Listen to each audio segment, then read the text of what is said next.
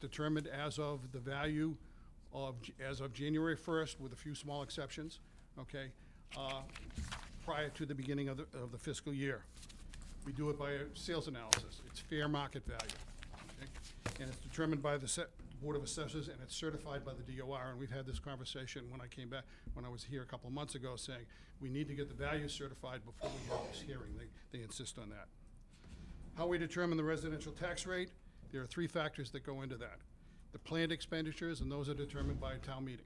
They vote on it. Nothing gets spent in the town without appropriation and approval by town meeting. So they determine what's going to get spent. The total assessed the total assessed valuation is determined by us. We go ahead and, for the 9,000 plus parcels that are in Walpole, we determine the individual valuation of each one. The sum of that is going to give us a total valuations.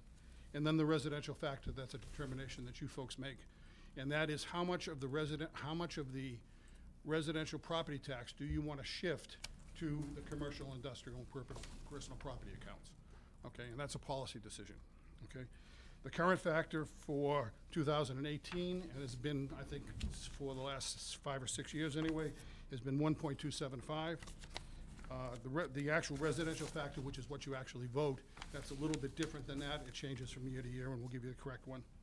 Okay, at the 1.275, the tax rate for 2018 was 1527 and 2033.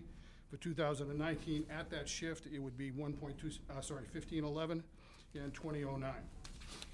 The impact on property classifications, if you look at average assessed value of residential 510 for this year, okay, that's going to make a difference of, excuse me, the difference in assessed value has gone up $24,000 for residential, for commercial is $83,000, and for industrial $36,000. What's the impact on the tax bill? Average residential will go up 2.87. Average commercial will go up 1,443, and average industrial will go up 544. So that's just kind of a summary of where we are. You have that detailed package that I think you got a couple of weeks ago, I won't go through all 30 plus pages unless you want me to. I'll be happy to answer any questions that you may have. Okay, couple of points to make. If you turn to page 13, this is probably the key page in this whole package, and this is shows the impact of different shifts, from a shift of 1.10 all the way up to 1.5. 1.5 is there simply because it's the maximum that you can shift it to without approval from the state. Right now at 1.275, the difference between fiscal 18 and fiscal 19 is $287. Okay, but that basically sums it up. If you go ahead and you look in the next page, that'll tell you what's going to happen in commercial and industrial. All right, the commercial will go up, as I said, 1,443, a 7.19% increase, and in the industrial, $544, $355. And then we have a history of what the impact has been all along. So, as a board, we're recommending to you that that you maintain the current shift of 1.275. We don't see any reason to increase it. It's a little bit higher compared to some of the residential communities around here. It certainly isn't as high as some of the big cities, but it seems to have worked. It seems to have been working, and we would recommend that you maintain that at 1.275, the shift.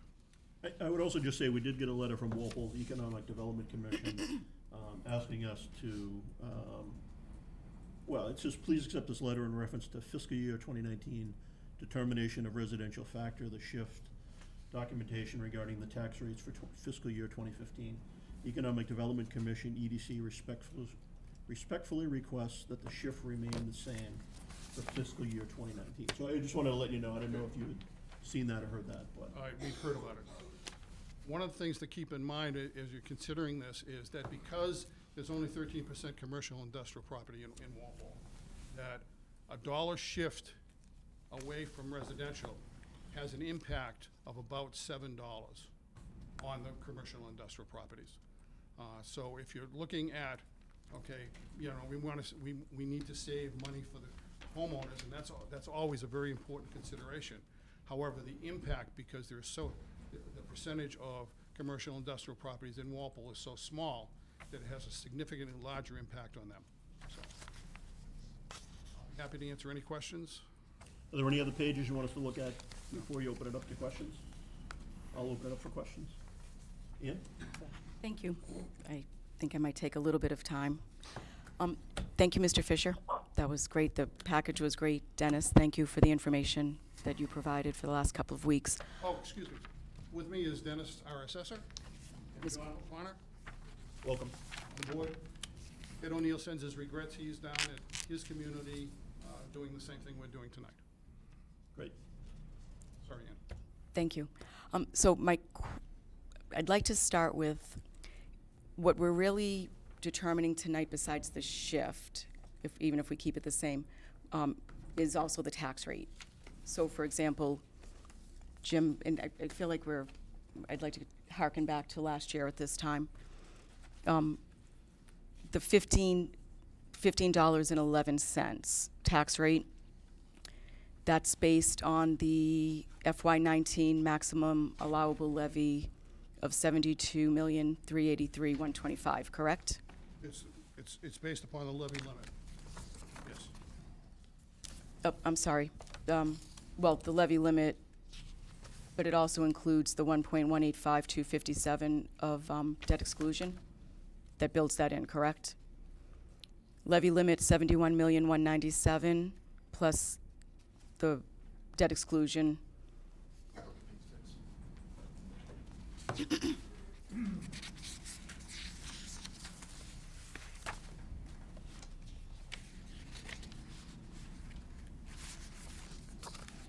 Yes. Okay. I'm sorry. I had to get my head straight. Yes. The debt exclusion is outside of the levy limit. Correct, but the $15.11 tax rate per thousand is based on the $72 million, correct? Yes. Okay, thank you. So I actually might be going back and forth between Mr. Fliss and Mr. Fisher and our town administrator. Jim, or Mr. Town Administrator, I see that, I know that you had sent us an email saying that our new growth came in several $100,000 more than was anticipated. So new growth was budgeted, including town meeting, at $974,300. The new growth, which is being presented to you tonight, is $1,292,339. So that's a difference of $318,039. Okay, so I must be looking at something different, because when I looked at the tax levy from the Springtown meeting, what was appropriated, sorry, what was the revenue that was budgeted from the tax levy, I saw new growth of 750. That's an outdated number. So that was on the town warrant, though. The Yes. the 71,840,786. That was not. I don't know what you have in front of you, but I can tell you what we did under Article 2. If you're going off of old numbers, they're incorrect. They're outdated. Okay, so I'm going off the revenue expenditure summary. What's the date at the bottom of that sheet? 12618, but that ties is out to very the much outdated. right. But this 71 million tied out to the town warrant, the Springtown warrant 2018, 71,840,000 for tax. I honestly, I don't know what you All right, have in front of you. okay. I can tell you, the sheet as of 11/13/18, which is today's date, is different because we made some changes under Article 2 at the fall town meeting. Okay, so the difference is about 300,000. And the difference is we appropriated $224,300 under Article 2. The difference between the budgeted new growth and what's the actual new growth is The difference between the actual number and what's budgeted is $318,039. Okay, 318,000? Yes. Okay. So much like last year, since that's already been budgeted and accounted for in our spring budget, why can we not use this money, this unexpected new growth revenue? Why can we not use it to apply it to our tax rate for this year? You're looking at me, or Board of Assessors. Well, I think that would not be something that they would just, I mean, they could opine. This, if you'd like me to weigh in, this 318,000, if you do nothing with it, Dennis, correct me if I'm wrong, it goes into the overlay account. Historically, we've had it in the overlay account. We've used the overlay account to help balance the budget, to help offset snow and ice costs, to deal with any unfunded education mandates that may come down between now and May, and that's what we've used it historically for. Right, and I did get your email on that. Mr. Fliss, you told, how much is in our overlay account right now? $403,000? Is that a sufficient amount to cover the estimated abatements and exemptions? Let me add something here for a second, okay? There are two separate things here that you have to be really, really careful about. Overlay and new growth, okay? In the case of overlay, it is absolutely critical that we never overspend our overlay account.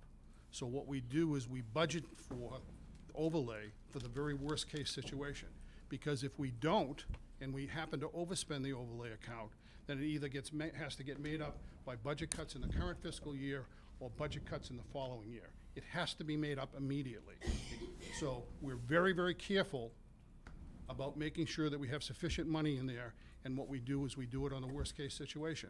All you would need is to have a major industrial property, commercial property in Walpole, come back and have a abatement request for several $1 million. We don't think it would happen, but we need to make sure that we can account for that. So we always budget very comfortably the overlay, and that's the fiscally responsible thing to do, and that's something that's done statewide, town by town. And if you look at the analysis of our overlay based upon state averages, in Walpole, our overlay account is about 2/3 of the state averages for similar communities in terms of percentage. So we're not being overly generous with our overlay, we're being fiscally cautious with it. In terms of new growth, we start back, what, in December, Jimmy? Yeah. We give you a new growth estimate. And we periodically, over the course of the budget process and everything, we go ahead and we update that. But we don't know what the new growth number is going to be until we knew it was certified 3 weeks ago. And it's had some significant changes. And if you're asking us now, what do I think new growth is going to be next year, I'll give you a number, but but unlike overlay, it's very important that we don't overestimate overlay, because what will happen is the state will come back and slap our risks, and then we have to go ahead and make that up within the course of the year. So you got two different things that are going on there with the overlay. So what we have done in the past is we go ahead and take any new growth that comes in the certified number that was not accounted for in the final budget number and put it into overlay, and then we release it over the course of the year. We've had new growth numbers where we've been in excess $5,000 to $10,000, and this year it's $300,000. It varies significantly from year to year. And so what we've done in the past, and as most communities do, is they go ahead and they take that new growth, that whatever is surplus, in some cases we had a situation back in 2000, either 8 or 9, where we actually had new growth that was less, and we go ahead and make that adjustment, and we take that money and we stick it into overlay, and then as we go through the year, we release it, and that goes into free cash, which then becomes part of the budget process, which town meeting decides. Thank you. And I do understand, and I'm not questioning how much that's why I asked you, how much do you feel comfortable should be in the overlay account, and that would be based on your estimates of, I would imagine, the past 5 years of abatements and exemptions, and Mr. Fliss did give me information as to current expected abatements and exemptions.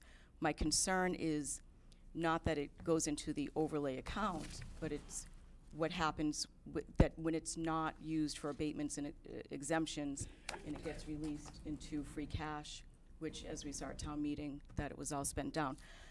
At some point, and I'm not sure when, because we've had this conversation at last year's classification hearing and fall town meetings, 2 fall town meetings, at some point, the taxpayers of Walpole deserve to get a reduction in their taxes based on surplus, whether. That's your opinion, so. But that is my opinion, and The I'd like to. counterpoint to that is there's lots of things in town that people keep asking for. Right. One of my pet peeves is roads. I'd love to see us pour a ton of money into roads to get caught up. So there's conflicting requests, and some are asking for money back.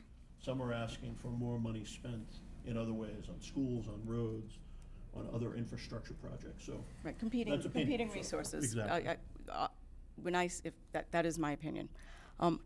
So are you requesting, or are you recommending that the entire $318,000 of excess new growth that was not budgeted go directly into the overlay account and not into the snow and ice budget?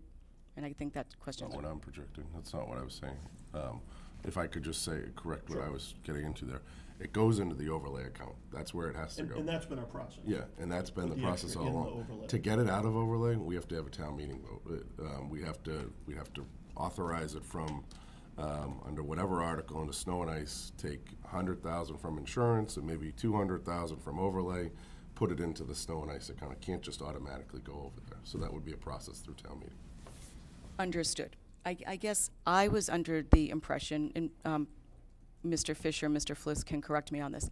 I was under the impression and the understanding that the overlay reserve fund is specifically designed by the state, by the Department of Revenue Bureau of Accounts, for we'll call it the allowance for bad debts, right? Abatements, statutory exemptions, taxes that will not be collected that were expected to be collected. And I know it can be released if it's not used for those abatements and exemptions, but I thought that there was a process where the estimates should be closely tied so that it's not just parked in the funds are not just parked in the overlay account, and then if they happen not to be used for abatements and exemptions, that they would be used for other things. I mean, I guess I'm concerned with where the money goes out. So is the overlay supposed to, and you can correct me if I misunderstand the purpose of the overlay. You're correct on what the purpose of the overlay is. However, by putting the additional money in there, that doesn't mean that we're using it improperly. It's just an account that holds it, and we release it as the year goes on. But we're absolutely, I have to tell you this is ingrained to the fiber of every assessor in the state, that you will not overspend your overlay account. You will be very, very cautious about making sure the money's there. And so I won't say we can't have too much money in there, but the state, when they come in and they look at our books, they look and say, hey, wait a minute, Walpole doesn't have a problem. They, as a percentage of their budgets, we're 2/3 of what the average community is in Walpole, in the state. So we're not over, by even when we put the money in there, it's not that we're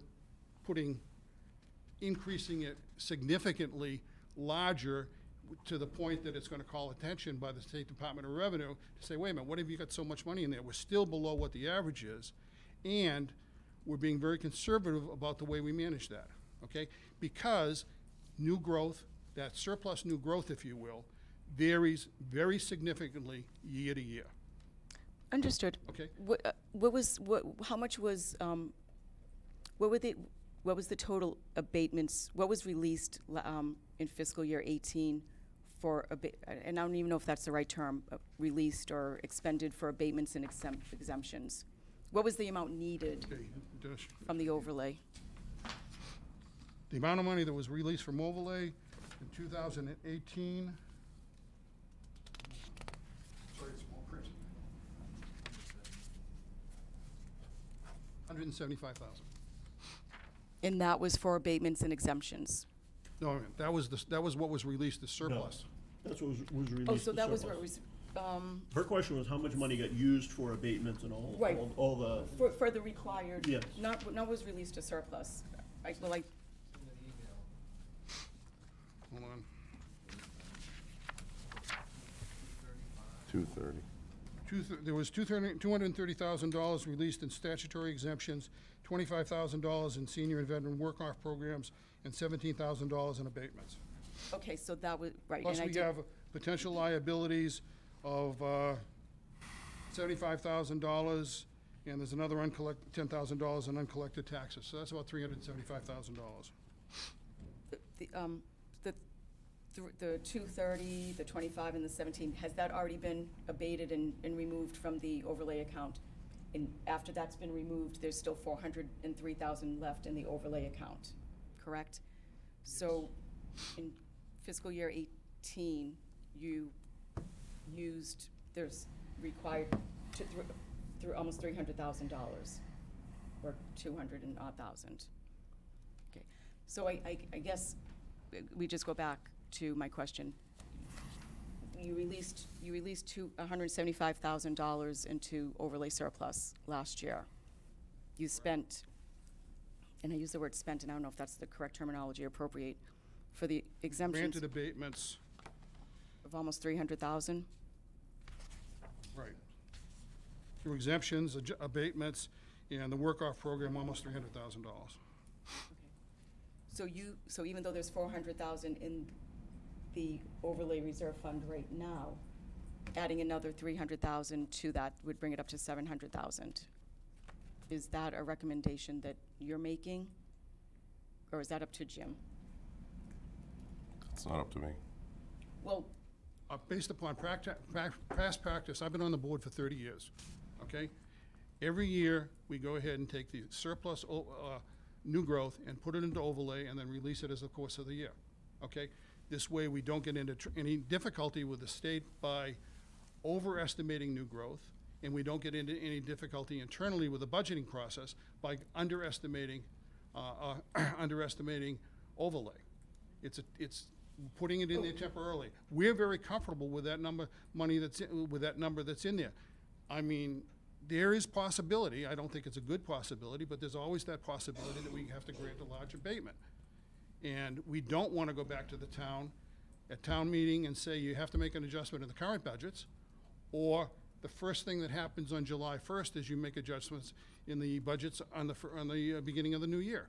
I think what you're doing is you're questioning whether we're properly managing the overlay account. And I think, I will tell you honestly, the answer is we absolutely do. We've been doing it this way because the reason that's adjustable is, or the reason that we put it in there is because we don't know how much new growth we're gonna get year to year to year in terms of surplus. It's been anywhere from $10,000 to $300,000. yes, and I want to reiterate again, I'm not questioning your management of the overlay account. I guess I'm asking both the town administrator and you that with this $300,000, the overlay reserve fund will have over $700,000 in it, and that makes everyone comfortable. Yes. Yes. Okay, and that makes everyone comfortable even though in the most recent year, only $300,000 was abated from it. Yes. Yes. And then, assuming that that goes ahead to next year, $400,000 will be released into free cash. Yeah, and I would just say that, the assessors are doing what they've normally done, the excess new growth above the most recent projection goes into the overlay account. I think what you're getting at is, could this board make a decision to use some of that money to reduce the tax rate, which I wouldn't recommend, but I believe that we could in fact do that if that was what we wanted to do. Right, and that's So something that's that we sort of in discussed- our realm, but and that's in what we their discussed realm, last they're year. they're doing sort of the conservative thing of putting them in an overlay, leaving it there. It's now available, and that's a good thing, and that's sort of the process that we've been using, so. I agree, I think they're doing the right thing. Right, and We they could make a different decision, but Right, but I'm not recommending. they can't set their tax rate until. No, we decide, have, right. right, based on what we decide tonight, they go back and you're probably meeting tonight and after this meeting to firm that up, so. Thank you so much. Nancy? I'd like to add that, nobody likes paying taxes. Nobody wants to pay them. Nobody's excited about paying them, but the services that we receive from them you know, one thing, as you said, the roads need to be done better. We could do much more. You know, that affects everybody when you're buying your car, when you're maintaining your car, you're driving your car down, you hit a pothole because our weather is terrible. You know, I think there's just too many things that go on, and we look at the rest of the country. You know, we're very lucky. There's California, there's whole towns and cities that have burned to the ground and are missing. We look at what happened down in Florida, and the hurricanes just wiped out an entire community. You look at Cape Cod had a tornado. I mean, the weather is changing. Cape Cod had a tornado. That saving money and reserving money to make sure that we can take care of Walpole is important. And for people to not understand that or accept it is concerning. Something to me that we have been increasing a little by little every year that I would like to see increased more is us taking care of our veterans, our disabled veterans. They're coming back from war, coming back from overseas, and they're younger, and there's a lot of them, and we need to take care of them, our seniors. I am in a group that's going to be working for a long time with not a lot of me that are my age and taking care of a lot of people that are a lot older. So we need to start realizing that, accepting it, and planning for it. You know, we can't just say, okay, let's just give it back right now as I'm in my 50s and getting into my 60s and just before I retire and spend it all down so that then when I'm a senior, we can ask all those younger people to work even harder and more. That just does not make sense to me. And to hear it constantly that you want to just spend everything that we're saving when we are trying to build up infrastructure, we are trying to take care of seniors, we are trying to take care of people that are coming back from war, and we are trying to educate our youth so that they can then do the same later on, is tiresome. That's what I have to say. Thank you. I'm gonna go to David first, and then I'll go to you, Jim, okay? Okay. I have a couple questions. So you indicated that the percentage that is currently going into overlay is 2/3 of the average. I don't know the particular average that you took, but is there a state recommendation or directive as to what that percentage should look like? No. Or a best case? No. I can tell you over the last 10 years, the statewide average as a percentage of levy is 1.39%, and Walpole was 0.92%. Okay. And, but the state doesn't really, No. because it varies too much depending on the Right. places I that mean, are if you've got a being lot of built. apartments, if you've got a lot of commercial buildings, if you're going through a lot of transition, then they're gonna want you to have more in there. We actually we do a pretty good job of abatements, and And I we keep suppose a slow growth town would be much more accurate on their numbers than. So, all right, the other question is, so the previous year's overlay account, $175,000 of that money was released to free cash? Is that accurate? we declare it surplus, and then it goes into free cash at the end of the year.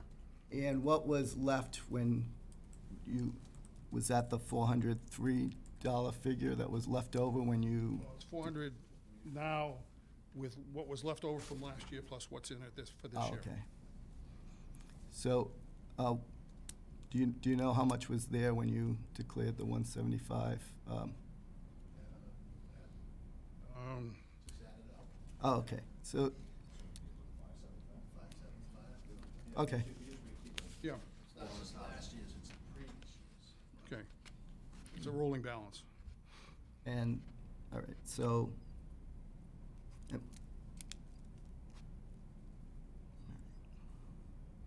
You all set, David? I can come back to you if you've got another That's one. fine, go back, come back. Jim, let me go to you.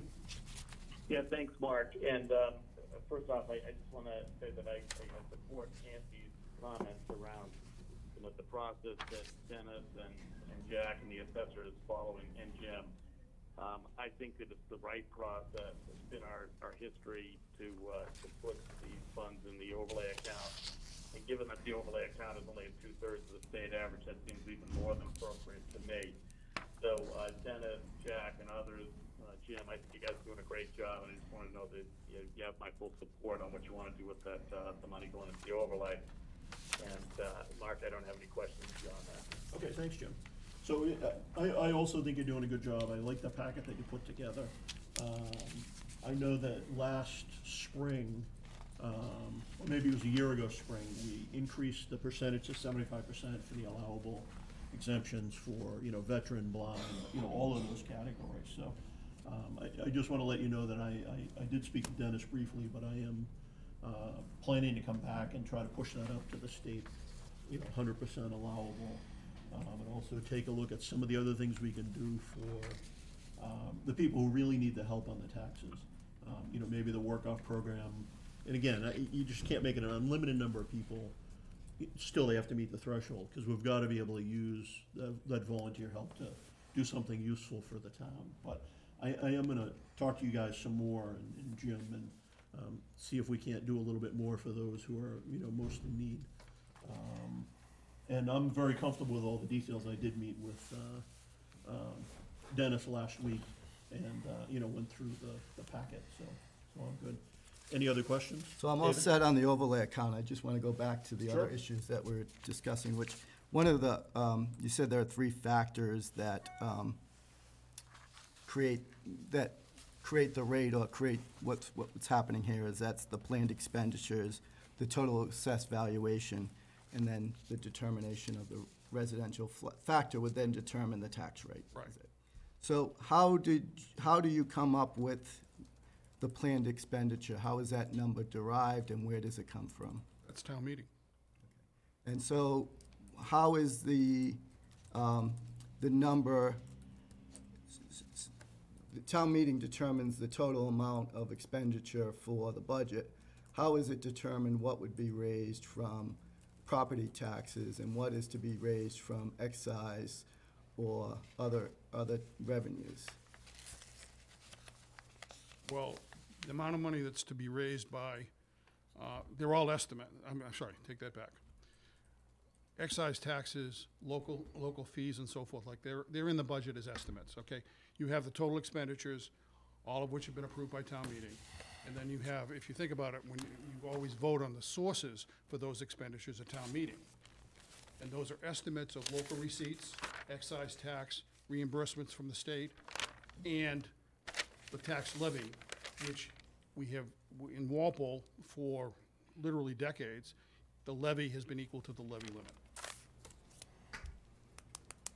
And so are you involved, is the assessor involved with making the estimates of the, what, for instance, the excise tax is going to be? The revenue from automobile and? No, they're not. And we don't really get involved in any of those estimates of local receipts or cherry sheet reimbursements or anything like that. We focus pretty much on assessments.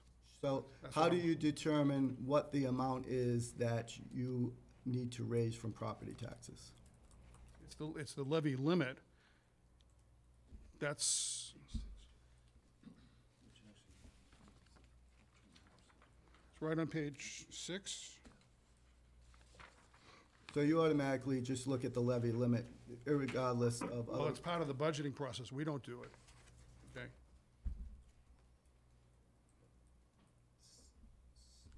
So, We provide the new growth.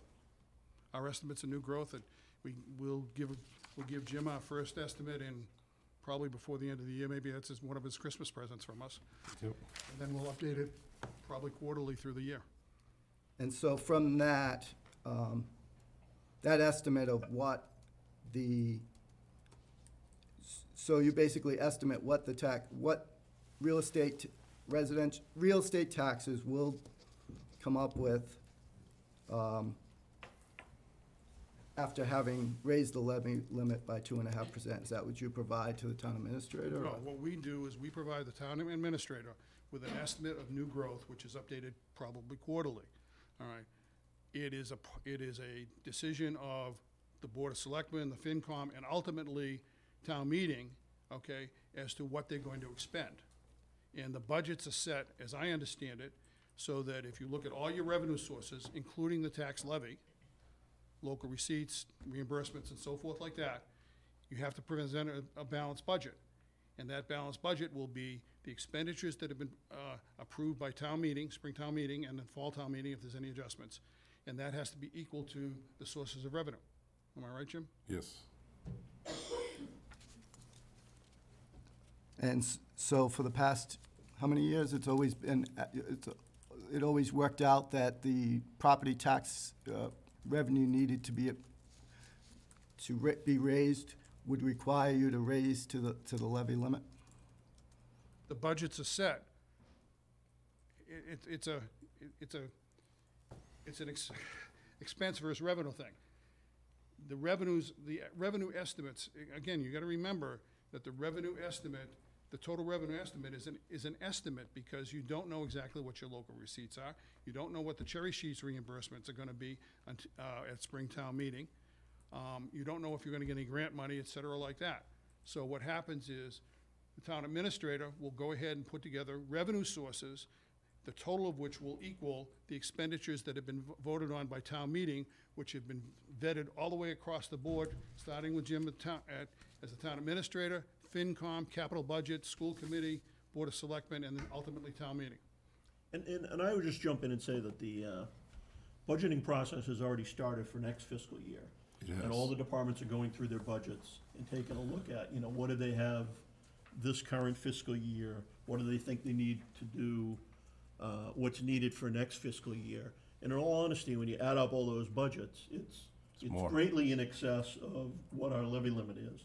So then, Jim goes through the hard process, and sometimes we're involved of starting to cut down different areas and making a decision, we're gonna spend less over here, we're gonna spend more over here, to get down to, and that's why I think we're generally at the levy limit, is because our needs to provide services to the residents of the town, when you take a look across the town, again, one of my pet peeves is potholes and road repair, because, we fell behind with the big dig money going so much to the state, and I don't think we've ever caught up. But lots of other people have different, pet peeves.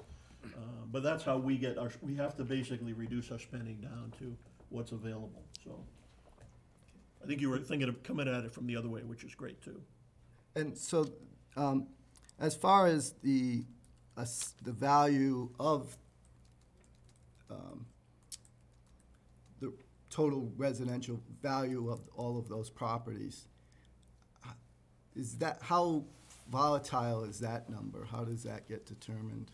It's just the sum of all the individual property values in Walpole, which is 9,200, 9,300, something like that.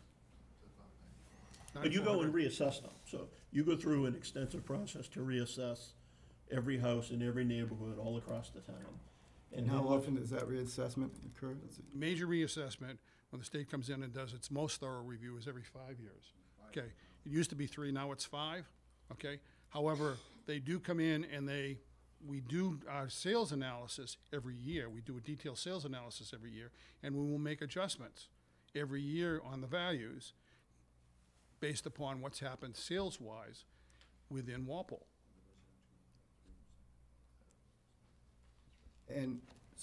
But that number went, as of December 1st last year, is pretty that's fixed, right? It's very predictable as far as, or did that change? Okay. Okay. So the value Levy- changes wait a during minute, two separate things. The levy Okay. is fixed. You know what the levy is gonna be. It's last year's plus 2.5%, plus any overrides, plus new growth. That's the formula, and it's been that formula since, I think, the Traeger decision back in 78, 79, okay? The assessment, okay, we watch sales constantly throughout the year, okay? So when we get into, right now, we're starting I shouldn't say we're starting the process, but the process is ongoing right now to determine what the assessed values will be as of January 1st by looking at the sales as of for this entire year. So we have a pretty good idea of what's going to happen with the values. It changes from year to year, and with a real estate market as hot as it had been, it goes up, okay? The average value of a house between 2018 and 2019 went from 486 to 510, almost a 5% growth, okay? I don't know what it was the previous year, and there are some years, you know, if you go back to 2008, 2009, it was a negative growth. Yeah. So it changes from year to year. We try not to get caught flat-footed, David. What we do is we see what's happening over the course of the year. But if you ask me what's going to happen a year from now, I wouldn't be an assessor, I'd be a financier. So, and then the rates based on that assessment, is it connected to the value of those? What, the tax rate? Yes. The tax rate is simply expenditures divided by assessment. So if your expenditures go up and your assessments stay the same, your tax rate is going to go up. If your values go up more than your expenditures go up, then the tax rate goes down. Which is what we're seeing this year, so. Yeah. Assessed values on residential real estate went up, Yeah. which meant the tax rate went down. But then you do the math, and the net tax bill to the resident went up, so. 2.5 as well. Yes, yeah, sorry, yes, I forgot about the 2.5, so. Thanks. Sure. Just to close the loop, and this would be addressed more to the board as opposed to Mr. Fisher. So my thought is this: if the past is any predictor of the future, the $400,000 that's currently in the overlay reserve fund should be sufficient to cover the estimated abatements and exemptions. I would think that if it wasn't sufficient, then funds would not have been released, $175,000 would not have been released in the spring to the overlay surplus and would have remained in the reserve account. You know, I think it would be a goodwill gesture to the taxpayers of Walpole to take this new growth, unanticipated new growth, and use it to apply to reduce their tax rate. So, I mean, I'll speak personally, just my opinion is, I like the extra money in the overlay account. I think that's a good place to park it. And at this point, I wouldn't wanna change our past practice and reduce the tax rate by that amount. So, I mean, we could ask everybody what they have as an opinion. But, you know, will you be for doing that? I'd be against doing that. Maybe that's what we should do. Nancy, do you have an opinion on that? Yes, I'm against that. David? Well, here's what, I don't mind, it's fine that it goes into this overlay account for these months going forward. Clearly, some of it will, hopefully, some of it will come out as free cash, as not being needed going forward. I think our real problem is that how we deal with whatever, this 175,000 of it that goes into free cash next year, or 200,000, whatever that number is, that free cash, plus other underestimated revenues and other sources that results, as in this year, it's $6.3 million in free cash. I think we need to be looking at not spending that money. So I'm not so concerned, because we're not spending this money right now. This money is still going to be there. It's not being allocated for any purpose. And I'm fine with that for now. But I would like to see that less and less free cash be spent at the end of the year. If we, and that predictions of revenue going forward, I'm not going to say be more conservative or less conservative. I'm going to say be more accurate. That we're able to look at, you know, what the difference is in excise tax, for instance, revenue going forward. Look at what the bad years look like. I mean, great number of people lease cars. Even if there's a bad 18 months of economic news, the excise tax doesn't drop off a cliff. It drops some, but most people are locked into leases. You're not going to have as many new cars, or you're maybe not as expensive new cars.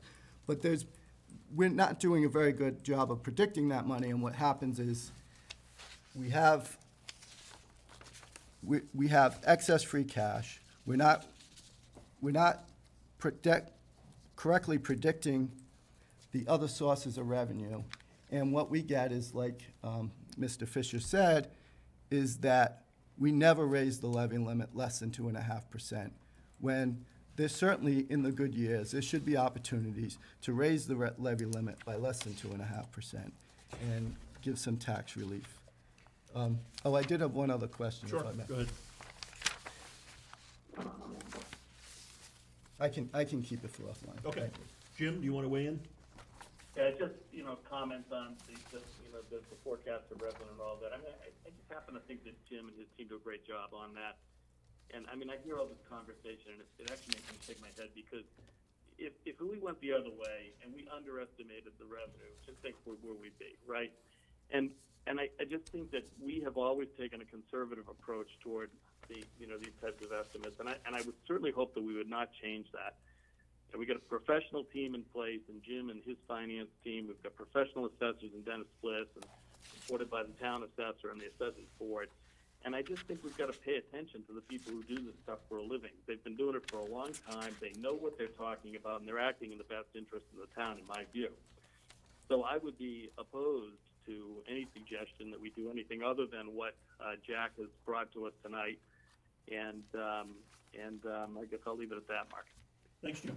Nancy, you want to make a motion? I'll make a motion to close the public hearing. I'll second that. All in favor, please say aye. Aye. Aye. Jack, you're gonna have to give us a hand here and make sure Am we're I- quoting the right number. Am I going with .95750 to? No. The number you're going with is on page 11. I knew you would have the exact number. I was trying to find the page. What did I do here? We don't want to get this one wrong. I know. Okay, .9586. right, you're gonna, which translates into a A shift of 1 1.275. Right. I'll make a motion to adopt a shift of 0.9586. Could I'll I, second. So Wait, Let's with, let Jack weigh in on this. no, would you say, okay, the motion is for a residential factor of I will point- make a motion to adopt the residential factor of 0.9586 and adopt a shift of 1.2750 for the fiscal year of 2019. You happy with that, Yes. Jack? Okay, so I'll second that. Any further discussion? Ian? Yes, question. When we vote on this shift, are we also voting on the tax rate? Are they combined? Yes. The shift, because of the shift, that locks in the tax rate we've already Yes. talked about. We can't set the And it tax locks in rate the till you commercial decide the rate. shift. It sets It's all both- tied it- together. It sets both tax Yeah. rates. If we were to change the shift, then the other rates would change too. The commercial, industrial, and residential would all change. So if the board had decided to not, had agreed to apply the $300,000 to reduce the levy, would we still be voting on the same thing? What would change? Purpose of this hearing is to decide on a residential shift. That's all. Okay? Mr. Fliss, would you like to? Yeah. Oh, yeah, oh, I'm sorry. Yeah, because. Right, because what you'd be doing is you'd be changing the levy. So, Right, so what would be different? I guess I want to know what I'm voting on, actually. you're voting on the shift, which is how much you're going to shift from the residential side to the commercial, industrial, and personal property side. That's what you're voting on. And that would be regardless of what we decided that the tax rate would be for both. Regardless of what you decided to do about the levy, yes. It's independent. And do you have any opinion or recommend, if we had decided tonight, and I know we didn't, but I'm just hypothetically, if we had decided tonight to use the $300,000 to reduce the tax levy, would we still be voting on the same number that Nancy just called out, the same percentage? Oh, no, the residential factor would change. Okay. Right. That's what I need to Yeah. know. All right, thank you. I don't need to know how it would change, I just know it would It would not change be- slightly because the math is a little complicated. Got it. It's No. basically the weighted reciprocal of the 1.275. In the way to, based on the Yeah. the $15.11, it would be the way to reciprocal of that. Okay. Which is why we have to vote on both. No, you actually just have to vote on the residential factor, but it translates And the into the shift. 1.275. Yeah. Yes, People don't understand what the residential shift is, but they understand what the 1.275 is. yeah. So that's why we usually talk in terms of a shift. So we have a motion and a second. Any further discussion before we vote it? I'd just like to Sure, explain. please. So, I haven't heard from the business community except for the chamber, which has agreed to the shift. I mean, in some ways, it's kind of unfair that we do shift to the, make them pay more. But I would indicate that the residential share of property taxes in this town is 87% of the total. The state says it has to be at least 65, so we're nowhere near there. Our shift, as we've had discussions in the past, and we didn't have as much discussion of it tonight, is fairly compatible with neighboring towns, not too much of an outlier. And it does reflect the fact that, you know, only 13% of the town is residential. So Is non-residential. Is non-residential, right. So, you know, I'm okay with the shift for those reasons. And I think, you know, I'd like to figure out in the future more ways to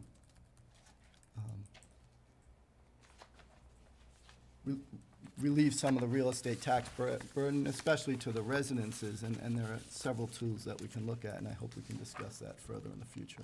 So we have a motion and a second. All in favor, please say aye. Aye. Jim? Aye. Against? Aye. Thank you, No. Jim. No. David, will you? Oh, it's an aye. Okay, so 4-1. Thank you.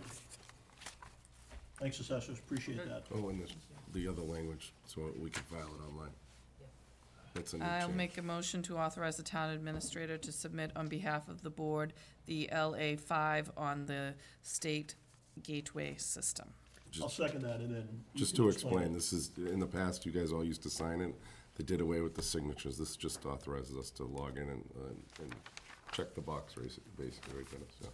Or we could all get a sign on and each log in individually before we go home, so I think Or- letting Jim do that is a really good idea. It could mess with the rate, because, yeah. So we have a motion and a second. All in favor, please say aye. Aye. Oh, for the second thing. Aye. Thank you, Jim. All set, thank you. Thank you. Thank you. See y'all later. Bye.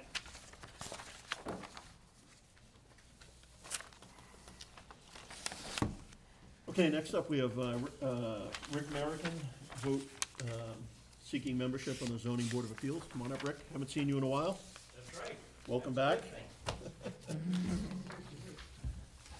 Good evening. Just introduce yourself to the vast My TV name is audience. Richard Merrickin. I'm a civil engineer, resident of Walpole since 1972, retired, and asking for a position on the Board of Appeals. You know what, I'm sorry, for clarification, do we need to accept?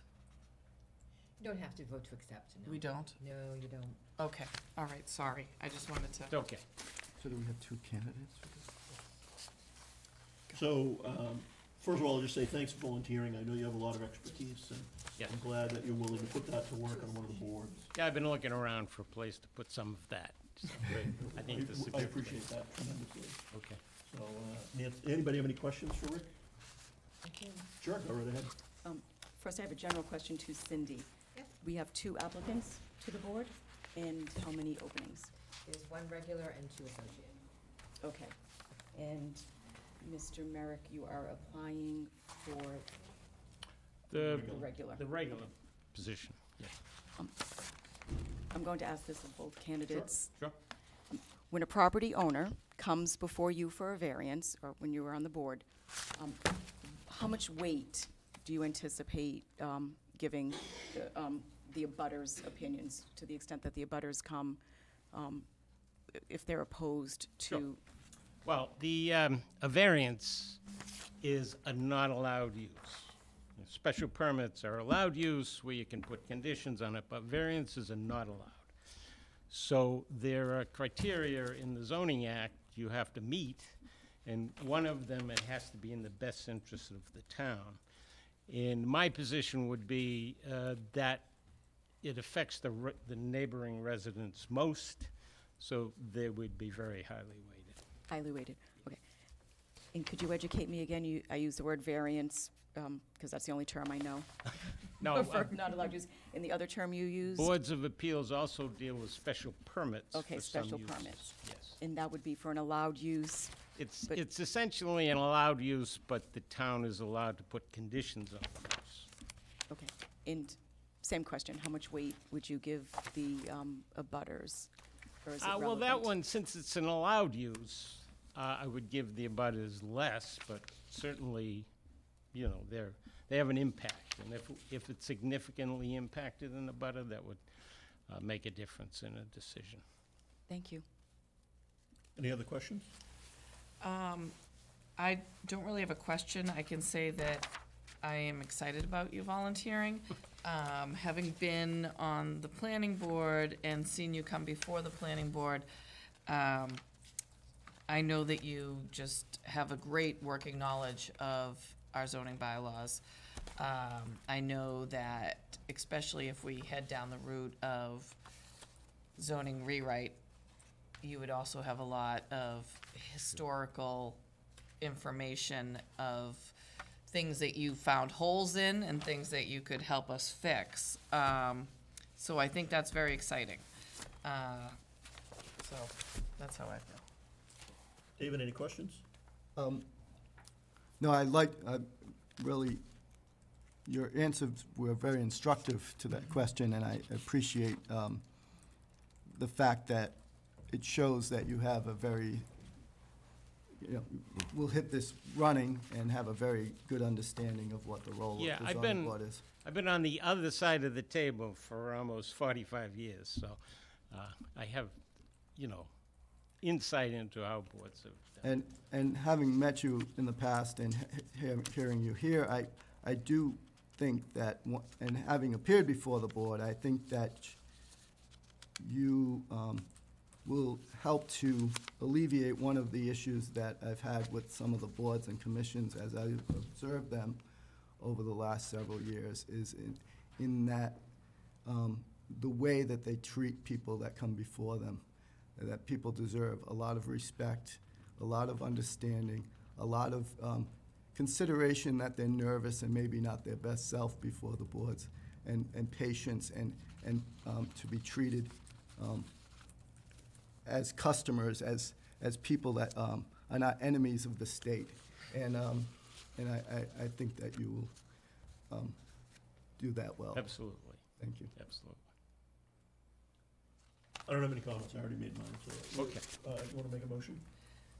Or did you? I Do we have haven't- another applicant? We have another applicant? We have another applicant for the. Are they here? Is Drew here? Is that for the same? I don't, He's, are you interviewing for, he's, they're not competing. associate? Yeah, he's applying for the associate position.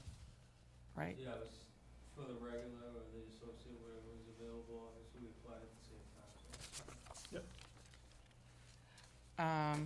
Having looked over the applications and knowing the history, I'm comfortable making a motion, for a regular member. I am too. Or, is anyone not? Yeah, David, are you good with that? I mean, I'm excited about both of you coming in. and- Yeah, I agree. Yeah, it's just a little different. I thought he was applying for I thought you were applying for the associate also. no, I thought Yeah. the other gentleman was applying. Associate. Oh, No, I thought he was applying for the regular position, but Mr. Delaney. Mr. Merrick is applying for the voting position. Yes. and I Mr. thought they Delaney's bo- voting for the associate I believe- non-voting I position. Is believe that so, correct? I know, that's not what the application says, Okay, at least I can so see. how about if I have you just sit down for a minute? Let's hear from Drew. Sure. So, Drew, come on up. Same things all apply. Appreciate you applying and volunteering. What makes the town great, and I really appreciate that. So, give us a little background. Thank you, board. I appreciate your time. Drew Delaney. I moved to Walpole 6 years ago with my wife, both born and raised in the local abutting towns. We have 3 small children under the age of 6. We got a lot devoted to this town. I'd like to see it preserved that way. My mother fought hard to raise my sister and I in the town of Sharon, which was extremely difficult for a single mother. I have always had a profound interest in town politics. I used to drag my mother to get us down there to vote for, overrides and other things, and want to make sure that the town stayed the way that it did. Recently, I've been in a butter to the 40B project on Old Post Road, which is a Sharon project. I am a Walpole resident, so I've seen firsthand over the last 5 years that I've lived in Walpole, but been watching it from a distance, what that can do to a neighborhood, and what it can certainly bring to a town, obviously an opportunity, which they were trying to meet. But, I feel it's my obligation to step in and help my children out and other younger families that are moving into the town and bring a new perspective. I spent the last 15 years in the construction industry, residential, commercial, industrial, utility, transit, you name it. I've done it all. And I'd like to have my opinion on the board too. I think I could bring a certain talent to the board and help them along with some of the processes that they might see. Great. Any questions for Drew? Ian? Same question, thank you. My question is, when a property owner comes before the board with a variance request, how much weight would you give to the abutters that come to the meetings and are opposed to whatever the request is? Right, well, certainly in the right application, the abutters have a voice of concern that the board certainly needs to listen to. Like I said, for the last 5 years, I've sat in every zoning board meeting in the town of Sharon. And we, as Walpole residents, don't necessarily get that sort of respect, I guess. And I don't mean to say that in a negative way, but I think it weighs heavily. I think that every abutter has a voice. I think that whether you're from the town or not part of the town, that you're going to be directly affected by it one way or another, whether it's traffic, light mitigation, noise, or anything. The constructability of the project, you're going to be affected. You certainly have a voice at the table. Quick question Sure. on that. When you went to the Sharon zoning board meetings, as a Walpole resident, did you happen to did they allow you to speak They did, as an abutter? absolutely. And you got to say your piece and how I it would wouldn't say impact- it held too much water, but yeah, we certainly tried our hardest. Obviously, the project's still being developed, and it's going to affect Walpole residents just as much as it's going to affect Sharon residents. That's a split roadway, so it's certainly something that every abutter and every person should have a voice at. Thank you. Great, thanks. Drew, just to ask, it's very exciting to have someone young and Thank you. wanting to. I'm not that young, but thank you. Yeah, but as far as just, see, I didn't even think of it for Mr. American because I know he's retired. Right. But business sense, do you do business or any electrical work now in Walpole? Mass Electric bid on the solar farm that you guys built on the landfill. But currently, at the moment, I'm not specifically to this town of Walpole right now. And so what do you do? Like, do you, So I work for Mass Electric Construction Company. We develop solar farms primarily in this area.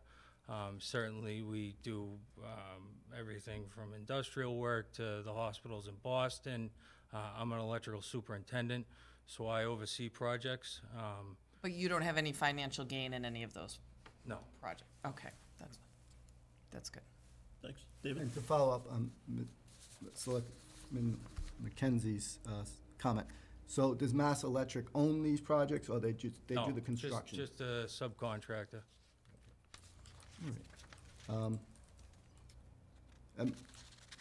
There's always something, I appreciate the fact that there's always something that gets you involved, and the Sharon project did. I have several projects in town that got me involved, and I appreciate the, but this could be the beginning of like a lifelong obsession, you know? I appreciate that, yeah. Well, it started pretty early, like I said earlier, you know. I used to have my mother drag us down, and she'd always be yelling at me afterwards, "Why'd you talk up, and now they know where we live?" But it was always important for community members in my household to get involved in that, you know.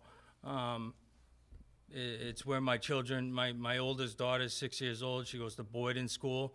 I got many years to come here, so I feel like this is a stepping stone for me to kind of, you know, get myself involved, and I think it's a good opportunity for really a younger generation to take a bite into, you know, the development and the future of this great town. Great, and I think what we're probably going to do is make you an associate member, and you can watch Mr. Merrigan and the other members and learn, and, you know, there's always turnover, so you'll be. Great. Yeah, and don't take it as being an associate member. We are so excited that you're here right now. Right. Just Mr. American brings so many years. I'm sure, absolutely. Not that many. Hopefully a lot more. Right. Yeah. And Right. be sure to either attend or watch when you're not necessarily called on to vote, so. Absolutely. Yep, I appreciate it. Thank you very much for your Thank you. time. Thank Appreciate you. it. Nancy, you want to make a motion? I will make a motion. How do I make a motion? Make a motion for Rick. Yes, I will make a motion to appoint Rick Merrican as a regular member of the Zoning Board of Appeals. I'll second that. Any final discussion? All in favor, please say aye. Aye. 400.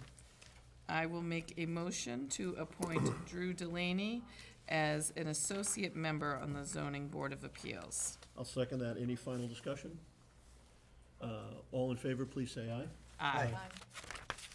And so, Jim, they need to, Sworn in by the town. No, I have to Right. send a They'll letter. get a letter. okay, have to get a well, letter that's from what I just, I will do that tomorrow morning.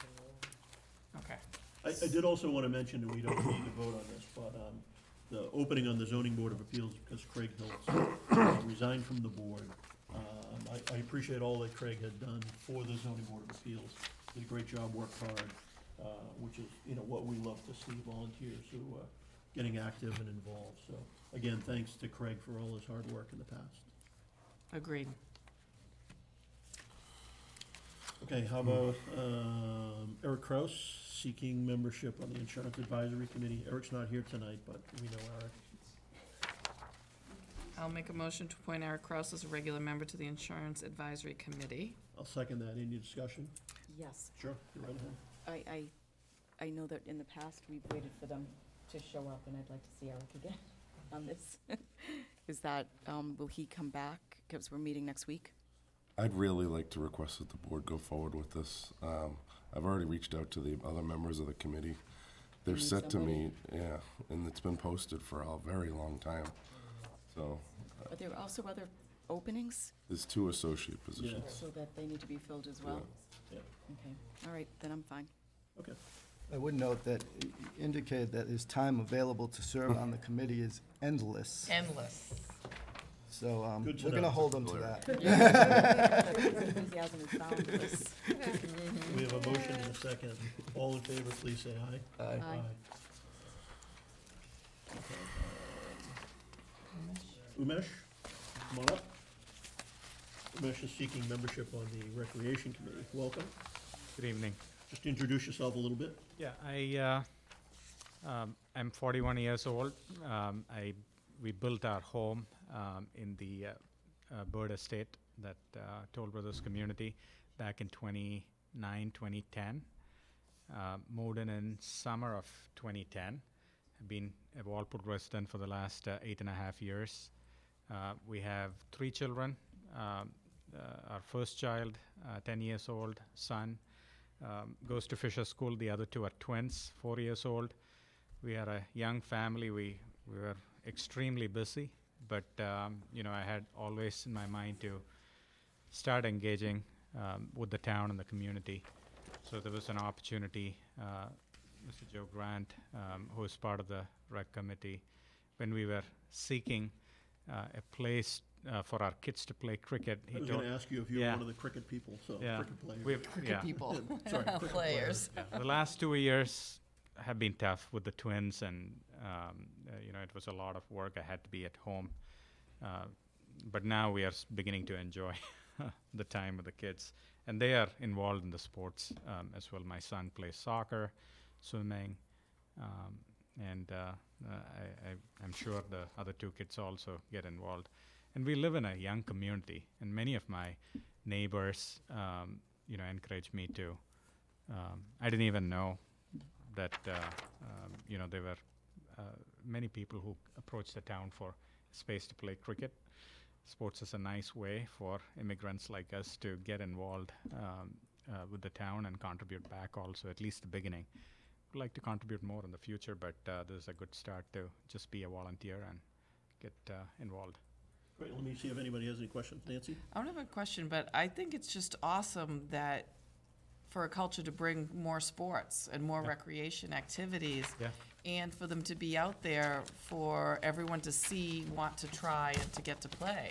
Yeah. That's just, it's all exercise, it's all outside, it's so healthy and fun. I think so And too. thank you. And I learn a lot about football from my son, who is 10 years old. I try to teach him cricket also, so that he doesn't, something to give back to our kids. It's great.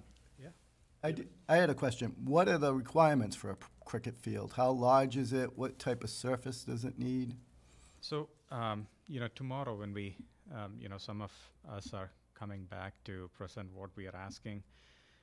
So we're trying to make it very minimal, so that we can make it easy for the town to facilitate that. So I know that there are 2 soccer fields, 1 softball and a baseball field, apart from the football fields that are planned, a new facility. So in between the 2 soccer fields, if we can lay a pitch which is 12 feet wide and 60 feet long, that's all we need in the middle. The other part is just the field. When you bat, just like the baseball, there is a pitcher called the bowler, and then the batter is playing the ball. So baseball comes from cricket back in the days. So it's a very similar game. And when you hit, the field is there. There are 9 more fielders who will field it. So that can be part of the soccer field. And that's the precedent where we did some research where cricket has been prevalent. Massachusetts is one of the states where cricket has really grown in the last 10 years. And then California, they have similar facilities where, the cricket pitch itself is abutted, along with the soccer facility. So we took some inspiration from that, and tomorrow we can present what we are suggesting. So the 12-foot wide section that's 60 feet long is the distance between where the ball is being bowled to the Batter. Yeah. Okay. And so what you're saying is you could have that bare, and that's to be bare or gravel or like dirt, clay? Yeah, so you need to dig it about 4 feet, and then you need to pour concrete, and then you need to put clay, and then you put a turf, a synthetic turf or a mat on top of the clay. Okay. And so then what you're saying is if you put it between 2 soccer fields, well, the comparable first baseline, third baseline in baseball could go onto the soccer fields, but this part would be between the 2 fields. Correct. Okay. Yeah, we've also, I've had a few people mention about rugby. It's really up in the, some other neighboring towns, and Gotcha. Yeah. and they've mentioned that they want to make sure that there's some rugby markings too. So Yeah. I think that is a great outreach to make sure that it's Yeah. suitable for everybody. Absolutely. One of the things when we were looking for home in the area, we went to the school, went to the library, talked to a few people. One thing common that resonated with us is some of the folks told, Walpole, too much important to sports, which attracted us.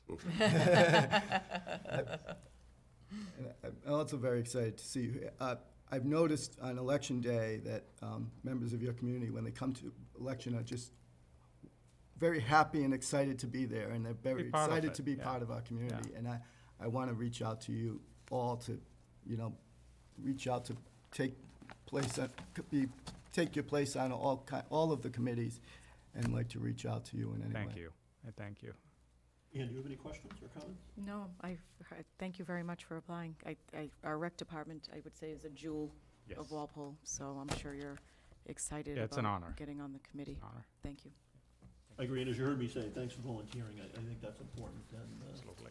I've seen one cricket match played. Yeah. I've never played cricket, so it's kind of an interesting thing. I'll make a motion to appoint Umesh Kumar as an associate member to the Recreation Committee. I'll second that. Any further discussion? All in favor, please say aye. Aye. Thank you. Thank you very much. Thank you. Thank you. Maggie Walker, thanks for waiting. This is a vote to sign an amended complete streets policy. Yes, it's the same policy, as I presented before, but with the changes that were recommended. And I think the reason why you have two copies, I sent you the copy with the track changes so that you would see what changes were made, as well as the final copy. There wasn't anything really major, but we made as they were able to be made. You added the scenic roads. Yes, yep. Great. Any questions for Maggie? I don't have any. Yep. I will make a motion to sign the amended complete streets policy. I'll second that. Any further discussion? All in favor, please say aye. Aye. And the next, Maggie Walker, sign and vote to accept the rights and easements for Atlantic Court and Warren Lane as approved by Fall Town Meeting 2018. I will make a motion to sign the rights and easements for Atlantic Court and sign the acceptance documents and have it notarized. I'll second that. Any further discussion? All in favor, please say aye. Aye. I'll make a motion to sign the rights and easements for Warren Lane and sign the acceptance documents and have it notarized. I'll second that. All in favor, please say aye. Aye. Thank you very much. Thank Thanks, you, Maggie. Sorry to keep you up. Do you have planning board on Thursday, then? Yeah, normally, yes. Sorry. Okay. So I'm realizing I never asked earlier, is there anybody here for open forum? Okay, good.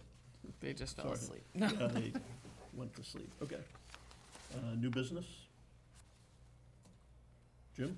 Yes, first item here is the conservation restriction for Wisteria Way. I know Landis is out in the audience, but this is more of a formality for the board to approve this. It's been reviewed by the Conservation Commission, excuse me, and agreed to.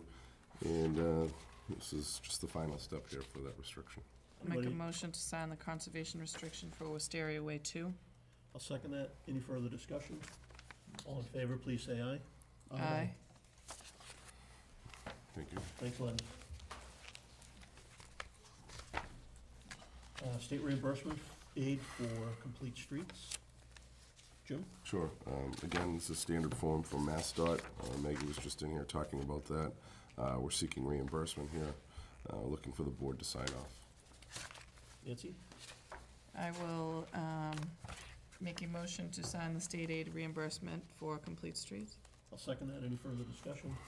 All in favor, please say aye. Aye.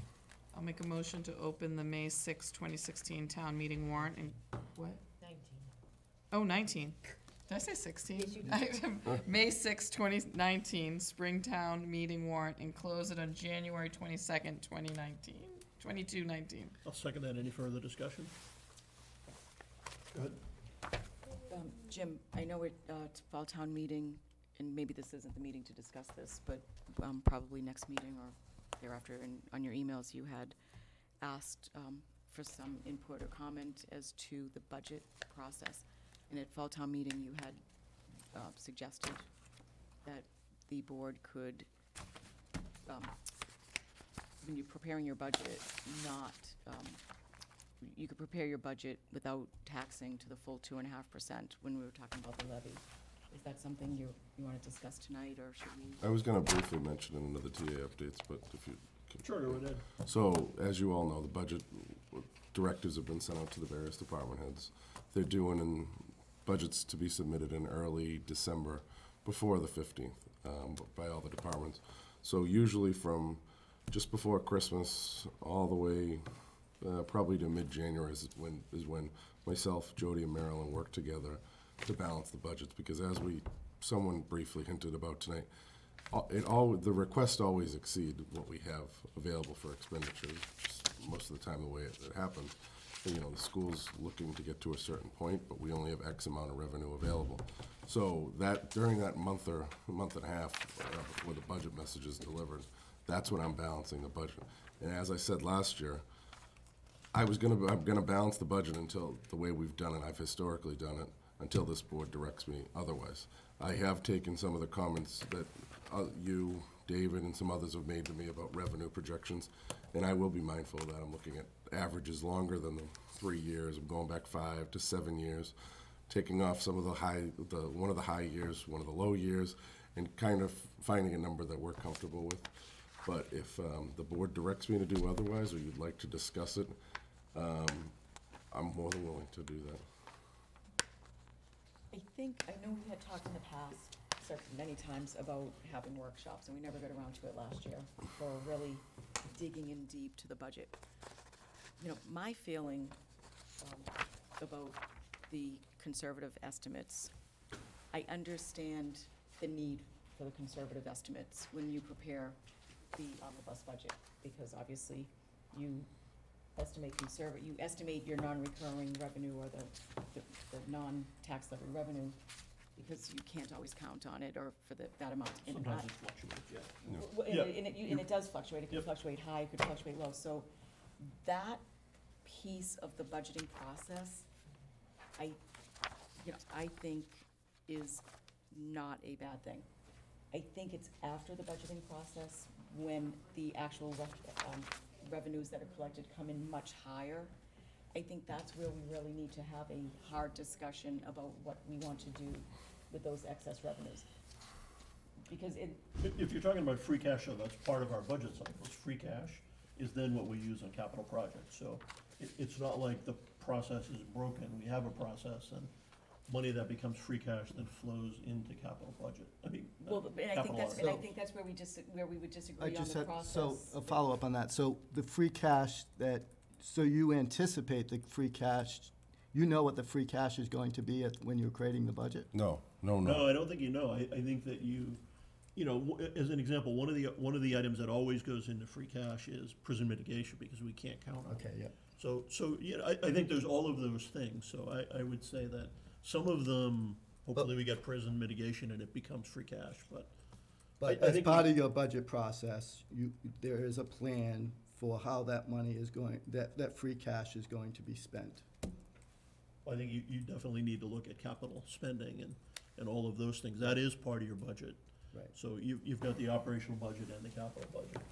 But, so what's on tap for the fall town meeting as far as expenditures for If free we want to get into cash? details, that's really a separate meeting. 'Cause Okay, we but haven't there are really some gotten that. ideas already? This is the 5-year plan. Yeah, there's a 5-year plan. There's lots of road requirements. There's lots of stuff. How much did we spend on roads this year? Close to Yeah, about almost $1 million, yeah. So my suggestion is that we do have a meeting that's like a workshop that is about basically the philosophy, I guess, we should be talking about. But I don't think it should be just the 5 of us. Maybe we invite, and not necessarily, maybe we could invite all of Capital and all of FinCom, or maybe like school committee. and school committee, or maybe like their chairs or vice chairs to kind of come and sit with us. And that way we can maybe have a better understanding of their areas and then what we do with that stuff. I don't feel like we need the other departments. I think we have, I'd like to have a conversation with the town administrator, like, as a group, and go that way. We could have another meeting as well like that, but I think what happens, you know, if we're gonna have a meeting like that, I want it to be productive. I want all my questions answered. I don't really need their questions answered. So I'd like it to be a smaller thing rather than a bigger. I get your idea, I think but. between the five of us, we have enough different philosophies that we bring a lot to the table. And then we could bring what our thoughts are to them, to the finance committee. So why don't you think about a date that would work and do it on one of the off Tuesdays, maybe? Yeah, the biggest challenge obviously is I have to provide the budget message before the first Monday in February every year. So if the board's gonna change the way we do, I do things. Right, you and need to balance know it. sooner than I later. need to know because it takes time to sit with these department heads and say, Chief Carmichael, Chief Bailey. What is on our next agenda? But I don't know what they're even asking, Sweet. and that's. Right, that's why I suggested, we're waiting for them to give us their numbers. Yeah. Then there's sort of a gap where we can have that conversation, and then you've gotta prepare. Because I can, your budget, after so. December 15th or whatever, I'll have here's my deficit right now. It's always a big number because they always request something. So I'd be fine having a meeting then. Well, suggest which Tuesday would be good, Yeah. timing-wise, where you have your numbers and you're not locked in, and we can, do that. So wait, when do you get your numbers? Right now, I have the memo right here.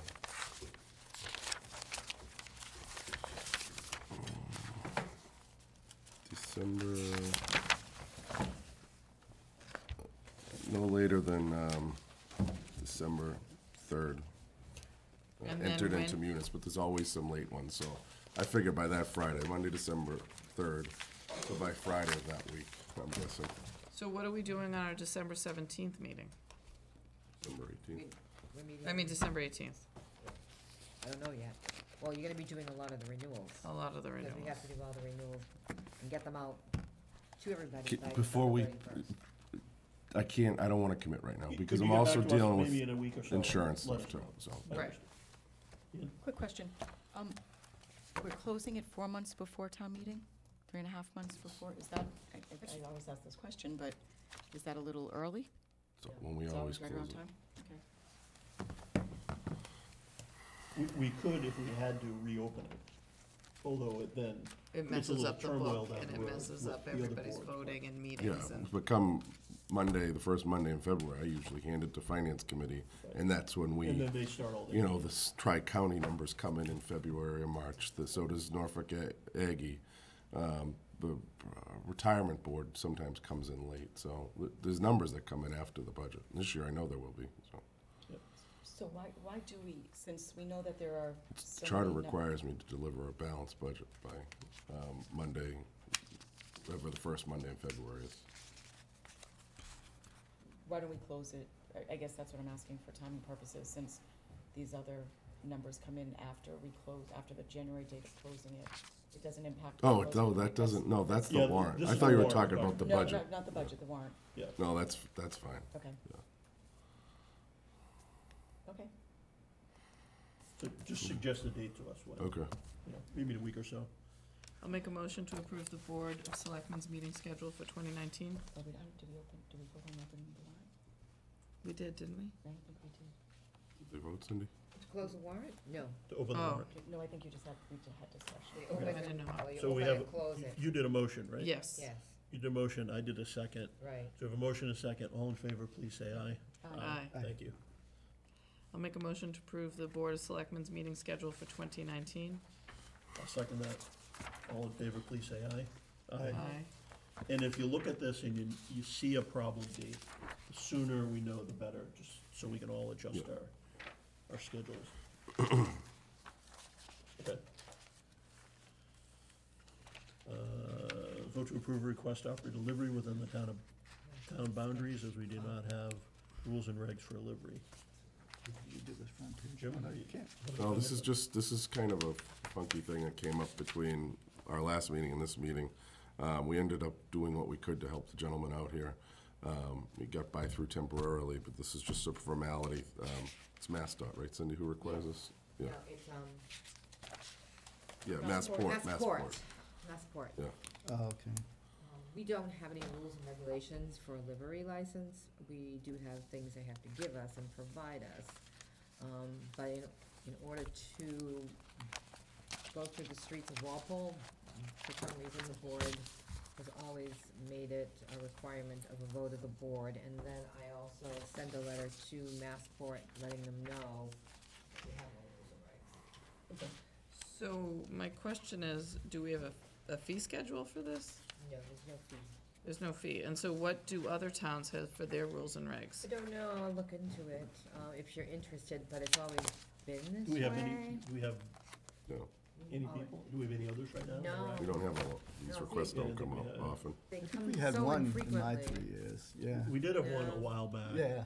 Yeah, The Uber sort of skirts above Yeah. the Above it all, road right. at this point, right? Yes, they do. And where are they taxi operating? has rules and regs because they're He's out of metering. Right. Sherwood Yeah. Drive, Yeah. Nance. These are like private limo companies. Right, And, and where are they keeping, he's keeping it at that address. at this address? Mhm. And do they idle? No, Do they, not at that location, no. That's where he parks and, that's where he lives. Just a one-man operation, from what I Yeah, it's just him, he's got one vehicle. and this is his home, What kind of Well, vehicle? he lives in, it's Sherwood, Sherwood Drive? isn't it, apartments? And so does he have approved parking for this on non-owned property? He told me he did. Do we have that? I think there might be something, I mean, other people live there? yes, it's Sherwood And other people Apartments, I park their believe. vehicles and things like that? Does he have written permission from the owner? He said he does. Did he bring it in and submit it? We're not getting into Well, the the question parking. is he complying with what you requested of him? Right, the only thing What that we've we're always done. dealing with basically is, will you allow him to drive the streets of Walpole? So it doesn't even have to be from Walpole or, No, And it how could many be of- somebody else. How It could many of be these do we another- have approved in town? We have like, maybe, this will probably be the second one. yeah, and The I don't think- second one. We Yeah, don't and get I- them very often. Yeah, and I don't think the other one was a Walpole person. It was just Person. someone that was requesting the ability to pick up people And they in were from Walpole. Norfolk, actually, I think, weren't they? I or- don't believe it to be Walpole, by the way. I don't Yeah, either. think so either. It's not like, it's different for limousines. Limousines have to, there is a regulation. Nancy, he Why? did I specify don't know on what the those- third to last page where it'll be parked. Yeah, Right, but it's, not his property. no, but it's his one vehicle. So it's like, But is it what size is it? And, you know, there's, you know, he When- gave us the model. when somebody Tried to look it up. is given their parking, it doesn't mean, and they're renting, it doesn't mean that I know, they- I asked that question. they have a space that's appropriate for it. But isn't that between the tenant and the landlord? Yes. I mean, that's up to the landlord to say that whatever vehicle they have, they can't, I mean, He's my obviously assessment, parking it now. my assessment of this is he's in compliance apparently This is his with vehicle, what I we, don't know what we require, even though we don't have any 2016 requirements. Chevy. So we either, Okay, it's our meeting, Suburban, vote to have some probably. requirements, Yeah. or well, we just have our go own past rules and them. regs as a board that we can approve, and if we don't have any, I think the appropriate thing is, before we jump into it, because we haven't done it in the past, is that we look into what other towns, and if they have rules and regs, and as to why they have them. And, I mean, it would be different to me if it was his own purchase parking spot, or leased parking spot that was appropriate, but we don't know that, and we don't see written permission from the owner.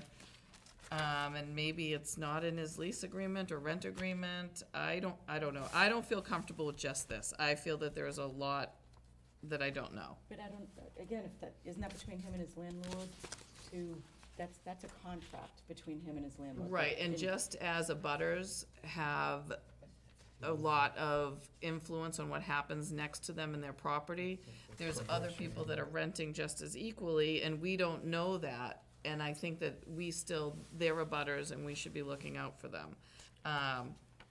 Yes. Does that mean this owner It's an 8-passenger vehicle, I don't know if that is helps you at all. around. I don't know, but I just, Oh, it's a Chevy Suburban.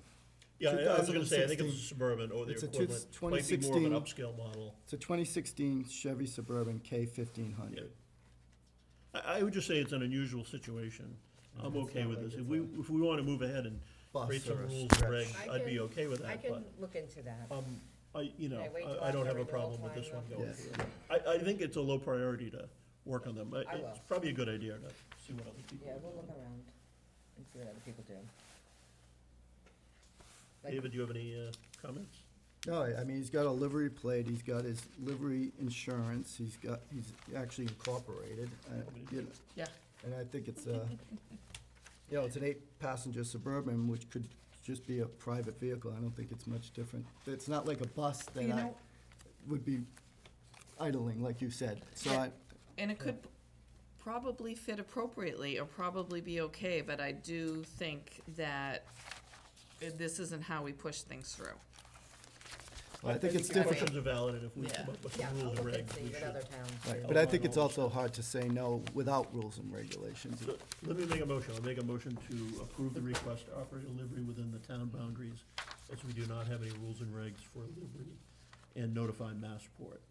Do we have a second? Second. So we have a motion and a second. Any further discussion? All in favor, please say aye. Aye. Against? No, so 3-1.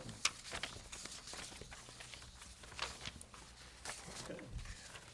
I'll make a motion for the I'll make a motion for a 1-day all alcohol license for the Knights of Columbus to approve the request for this on November 24th, 2018. I'll second that. Any further discussion? All in favor, please say aye. Aye. No consent agenda tonight. Sorry. Can we bring a couple of new business items to be put on the agenda coming forward? Sure. Jim, I have a few things in mind. I've gotten some emails from residents and some photos, although I didn't bring them. And I discussed this with you, I think this summer, about the fire department parking spaces. They have 33 allocated parking spaces in the municipal lot. I've gotten a couple of emails, a phone call or two, a photo on a Friday night of the empty fire department designated spaces on a Friday night when there were businesses that could use those space, or customers. Have you Was the men- lot full at the time, do you think, or? Yeah, you know what, I don't Maybe know. just I think closer. it was the appearance. I think it's the appearance that there's 33 spots designated for the fire department. Have you talked to I Chief did Bailey briefly about talk that? to Chief when you brought it up a few months ago, and he said, let's get in the building and see how it works out. But if you'd like, can I talk to him and Yeah. bring it back under the Because on their updates? shift, there's 9 firefighters, so even if there's 11 staff people in the fire department at once, and even on shift changes, you're looking at 22. But it doesn't look good. It doesn't send a good message. Well, they also need to have enough if they have to recall everybody, if there's something big going on, so there may be something they can do. but- Yeah, again, I'm responding to what the Sure. residents Yeah. are noticing, and they're seeing that we have put the parking What else did you spaces have? of What the other, fire department. Fire department inventory, have you talked to Chief Bailey about that, about getting an inventory of what's surplus? Not since the board last asked him for it. I'll ask him for an update. Actually, the inventory? Yeah, no, Okay. the 'Cause, inventory, yeah. 'cause it has been He asked for a while. And Mr. Wiley, Adams Farm, I know he was scheduled to come before us a month ago? Jack? Yeah. Yeah. He's actually on the agenda for December 4th. Okay, so he'll be, thank you. That's Uh, it, thanks. And instead of Yes. new business for next week, when's the next quarterly? I feel like they haven't been here in a while. No, I think they're coming in December.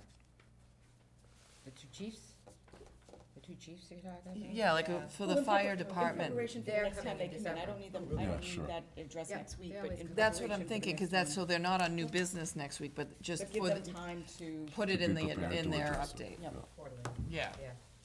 because I was like, I feel like it hasn't been a while, right? thanks. Yeah, they come in December. And I just have one item in new business that, not for this next coming week, but into the, maybe even after February, just cemetery space. More of it, or? Question, what's the status of it? Do we Okay. need it? I'll ask Should Bob. we be looking at, I didn't know It if you was were hitting it. identified in the master Yeah. plan. so I'd like to Right. hear what, I'd like to hear what the story is. I know with Betty. So just really a general update from Bob LeBlanc, where Right. we're at for inventory and everything. Inventory And of it- town what's in- versus, And if you can pull out private. what's in the master plan, yeah, I'm more concerned about what our requirements are and not the town stuff, but that's fine too. yeah. Okay. And then I did have one, not, to talk under new business, that I noticed in the news that Rentham is going to be, for Black Friday, just closing their streets. And you can only, they're gonna have police, it was on the news, police, I saw it this morning. yeah. They're police closing a lot everywhere of- closing. Almost all of the streets, except the main road into the. except for the shopping center. highway to get to the mall. And you were thinking, I was thinking, You want us to close How all are they our doing that? how is that legal? Because we hear that it's not legal for us to do that. Yeah. It's not. And they're on the news and it's okay. Meanwhile, how much money does that place bring in to rent them? And they're gonna cut off all their roads. And meanwhile, Walpole doesn't get anything anytime and we can't. it's a great question. Just, did not expect a single answer. I'm just putting it out there. No. Just be careful on 495, because you're gonna back up about a mile. Oh, more, right? Oh, it's gonna back up down into Walpole, just down 1A. I mean, well, Well, maybe not all the way to Walpole, but It it'll could. back up way down Route 1A. The only other issue is Cindy sent an email today about a meeting tomorrow night with the people interested in Willett Pond. I've got 2 other meetings that night already. Is there anybody who was planning to attend? Or the other option is I could invite them into one of our meetings, assuming they're willing to be televised and go on. So I don't know anything about it other than I know there's money gonna be spent on Willett Pond and there's some issues. I don't know anything beyond that. So my question is that, having read that email, and we'd gotten the invitation earlier, and the invitation came to the entire board. I mean, Willett Pond is a huge part of this town, and it's extremely important, and our roadways go across it. So I think we have a huge interest. I think everybody around it has a huge interest. But my This one? question and comment is that there's transparency and that they're requesting all of us to come. It's a public meeting. I mean, we're all invited, and whether or not if one of us, if only 2 of us goes, then it's not a public meeting, but they're still looking and asking for town support, then I think it's important for the residents to see this presentation. Well, I asked Cindy that today. Yes, and I talked to John, and he said that they didn't want to do it on television. So I traded emails with him today, and I'm gonna call him in the morning, but, if what would work the best for public disclosure and to have a real discussion with all of us available, I can ask him if he's willing to come in and make a presentation, or have a conversation, or, I always prefer if they send information first so we Right. can see it, but if he really wants it to be out there, this is a good forum to do that. If he doesn't, then maybe on a onesie basis, we end up going to some of their meetings, but But I don't want us to we get. can't act on that. Like, We can't If you go act to a on meeting, it. we can't act on Well, and one it's, person going to a right, meeting. and that goes to another issue, kind of more global issue on that, is that we should create a system where if one of us does go to a meeting like that there's some kind of report back. That on this particular, whether it's in this forum or that I was here, this is what happened, and so that the rest of us can see, and, in the future, have that information that may help us. Sure, we can do that. Again, that particular group is they own the pond. Residents other than the people around that pond have no access to it. I know there are some issues that involve the pond, but, involve the town, that's right. But I just, do we know even what they're looking to ask us for? I don't know. So I feel kind of even uncomfortable Yeah, going and- at this point. And it's like, and it's one And if thing you don't when wanna say it in neighbors or front of everybody, residents. then Why don't I what's- find out more Right. and then I'll When people report reach back out the to us just individually, that's a different thing. Our neighbors, our friends, our peers, or we go into the store and someone does, but a formal invitation that comes to all of us as a board, we're also required for, you know, ethics, transparency, public meeting law, you know. Agreed. And again, I asked Cindy this, I'm just curious, was this designed for all of the, if any of the 70 residents that were impacted, were they also invited? I think, the way I read the email, It seemed, I think I think they they've had, are. Well, I think then they did members- another meeting Yeah. fundraiser kind of a We deal in got the two past. know they invitations could to be- both of them. right, I guess I was just concerned about tomorrow night, because I do Right. know someone who is one of those 70 residents. I don't know if they know about this meeting, but since it impacts them, I would think that they might want to be there for the presentation. And maybe they already got the presentation, Yeah. but I'm They- not sure they- that, He told me they had already presented to Norwood Board of Selectmen. I mean, I'd like to hear it personally, so I'm happy to go tomorrow for the 1 hour. But I don't know if they'd do it with just one. Right, and they may That's not, and I would right. report back to the board, but Right. So how I many have no people were going to preference. this invitation? It was just the Board of Selectmen and Oh, then- we can't do that anyway then, And no then, matter what. there was John and I believe, 70-something residents. I don't know if they're And all it going just- or not. I think it's a public meeting, but I think they were Yeah. hoping that we would be there. So what, I'll reach out to him in the morning, maybe you send him an email as well. And then, if they're gonna go ahead with the meeting, it'd be great if you could go and find out the gist of I it. told Cindy that I would go, Okay. because Yeah. I'm All right, interested in it, but I could just report back. Yeah, Okay. I am very Again, I interested. don't have a preference as to whether I go or not, Okay, to be honest with you. I'm happy Yeah. to go. I'll reach out to you, I'm gonna call him early Right, in the and you morning, can- I'll reach if- out to you. And if he's fine with one Sure. board member coming just to listen and not Okay. discuss anything, or, Perfect. happy with that. Old business, possible discussion of Foxborough pilot MBTA train. So that's on my update. Okay, sorry. Just a reminder that they're set to come in on December 18th, MassDOT, to provide the Board of Selectmen with an update on the project, where we stand with it. So, nothing's changed, they haven't canceled or anything. Do you want me to go through the rest of the list? We've already covered a couple things, Mark, but kind of check off everything. Yeah, give me 1 second here, Ellen. Confused.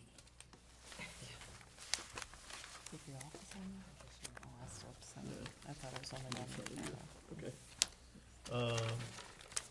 Sorry, Jim, which item are you on now? TA updates. Okay.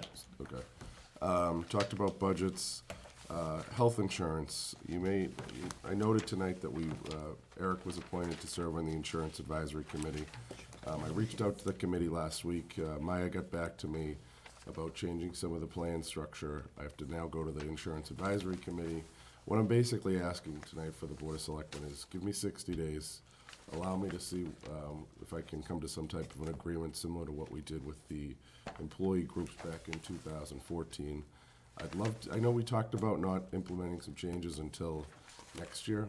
I think we could get ahead of that curve and see if we can implement those this year. So I'm asking for 60 days from the board, working with the Insurance Advisory Committee, and report back on or about January 15th to let you know the progress that I've made. I think it would be great to take a crack at that. The only thing I would ask is, if it turns out 30 days in, you know you're not going anywhere, would you let us know right away? Of course. So we can move forward, but I think 60 days is reasonable to take a crack. And I also know that if we're gonna do something, we have some deadlines there as well. We do, and changes we need to implement, so that's why I'm asking for the 60 days, so. Turco Field, we're moving forward with the new turf on Turco Field. We have enough funds on hand. It's gonna cost about $425,000 or so. That's before we receive the bids for the labor in hand. There is a state bid list for the materials. So more to come on this. I just wanted to update the board that we were working under the impression that if we went with a certain supplier, it was going to be closer to $550 or $600. We're working with A-Turf, who did the turf up at Gillette. They have a long history of doing turf around the state. The so- good turf at Yeah, yeah. So I'm happy that it's coming in at this price. I know they want to get their foot in the door here in Walpole, so just more to come. I would also comment that I've been up there to watch a bunch of games, this fall. it's ready. Yeah. It needs to be replaced, so. I'm one who would always like to try to go one more year, but it's, Yeah, the difference needs it. between last year and this oh, year. it took a big turn in just the last 12 months, so. And the injuries are gonna really, I mean, already, I think this year, I mean, I don't have any numbers, but I feel like there was some more injuries just watching sports. One thing I do wanna request is one of the snow blowers, appropriate snow blowers for turf, that I think, it should be like top on our capital list coming up. Okay. You I know, think we gotta have a real conversation about that, because, you know, every field, my kids played soccer, so we did a lot of winter tournaments, they plowed the fields. That, you may just mean a snow blower, but there's a lot of damage that's been done by plowing in even with the plastic blade and all the special stuff, so. right, well, that's what I mean, I think, all right, so let's look at the appropriate turf Yeah, we should just be things. careful, yeah. Like, No vacuum. whatever, yeah, like, I mean, I've heard that there's ones that are, and do a fabulous job. Yeah, no, And I that's would what just they're say, take a for. real look at it and get the right stuff, Right, so that we don't screw it up. exactly. See what Jim and Bob and Drew. Exactly, yeah, agreed. Yep. Maybe Norwood and can go in on it. Do they have turf? Yeah. Maybe you could do some kind Yeah, of at the high joint. school they do. Or joint purchasing something, I But forget who since the, it's all- you're only doing, there's a couple towns of that do fields. have it. Okay. Yeah, there are some towns that have. Okay. Just some important dates to throw at you. Next week, a selectmen's meeting. Day after Thanksgiving, town hall's closed. November 27th, there's 2 meetings scheduled for that night. It's an off night with the Board of Selectmen, but I would like to see if we could get some attendance by board members at one of these 2 meetings. Patrick and I are gonna kind of split it up. I'm gonna go to the police station meeting with Maggie Walker and the folks from MassDOT and the people who've designed the Route 1A tip project to have an open public forum. And then at 6 o'clock at the library, we're gonna have an open house for the downtown economic parking plan. So open house is at 6, the forum starts at 7, so I'm kinda hoping I can get there after the 6:30 appointment. So if the board's interested, You know, I'm interested in the downtown parking. okay. I have that Yeah, set on my yeah. calendar.